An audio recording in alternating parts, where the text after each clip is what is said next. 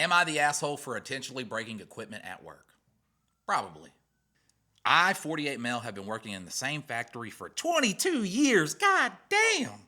Everyone calls me the machine whisperer because I somehow revive our prehistoric equipment when it decides to give up on life. And trust me, it gives up a lot. I bet they call him the machine whisperer just like they call that guy from that one song, the Gangster of Love. Or how my wife calls me Mr. Long Dick. She doesn't. Our main assembly line machine, we like to call her Bertha. This metal monster has outlasted 5 different bosses, 3 company buyouts, and even survived a flood when half of our factory became an indoor swimming pool. Bertha should have been put out to pasture years ago, but our company lives by one rule. If it works at all, keep it forever. That's every company.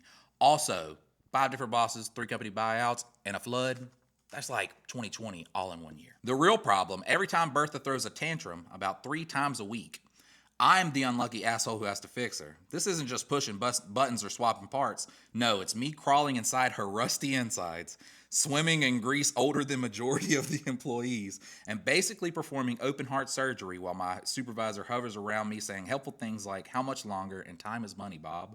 The big boss refuses to buy a new machine because, and I'm quoting our genius operating manager here, why spend $200,000 on a new machine when you can keep fixing this one for free? The fact that we lose about $5,000 every time it breaks down somehow doesn't compute in their fancy spreadsheets. So last month, after fixing Bertha for the 3rd time in 1 week, a light bulb went off. What if Bertha had a problem even the machine whisperer couldn't fix? What if she had a mechanical equivalent of a heart attack that no amount of CPR could bring her back from? My dad had one of those. It is bad. I waited until everyone left one day. The cleaning crew barely noticed me. They're used to seeing me there lately trying to sweet talk our antique museum exhibits back to life. I walked up to Bertha and whispered, I'm sorry, old girl, and did something I never thought I'd do. Molested her. I broke her, not just regular broken. I'm talking these parts haven't been made since people used payphones broken.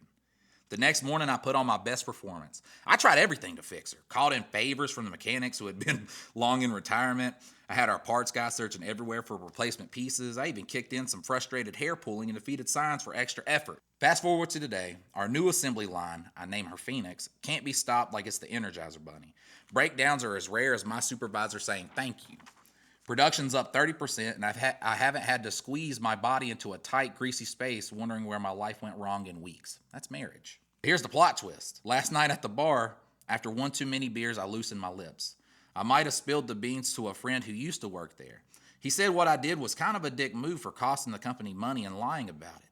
I pointed out that I've been begging them for years to get a new machine, and the company has already made back their investment through better production. Just side note, you gotta remove the witnesses. You know what I'm saying? You gotta execute your friend behind the bar. Catch my drift.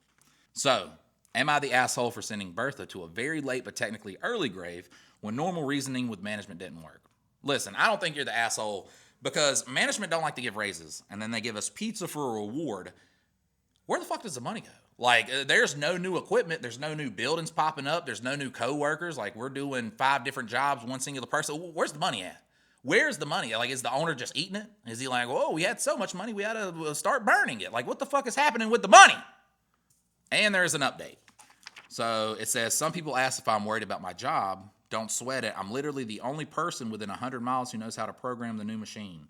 They need me more than I need them. I bet they do, machine whisperer. This is Mr. Humongous Penis telling you this. Mr. Large Schlong. My wife said it. Trust me, gangster of love. And then there's a second update that says, yes, Bertha got a proper funeral. We scrapped her, and I said a few words while they hauled her away in the dumpsters. To those who worked with her, she will be gone, but not forgotten. Plenty of overtime hours were paid in her service over the decades. Wow. That was a beautiful story. Still got to kill your friend, though.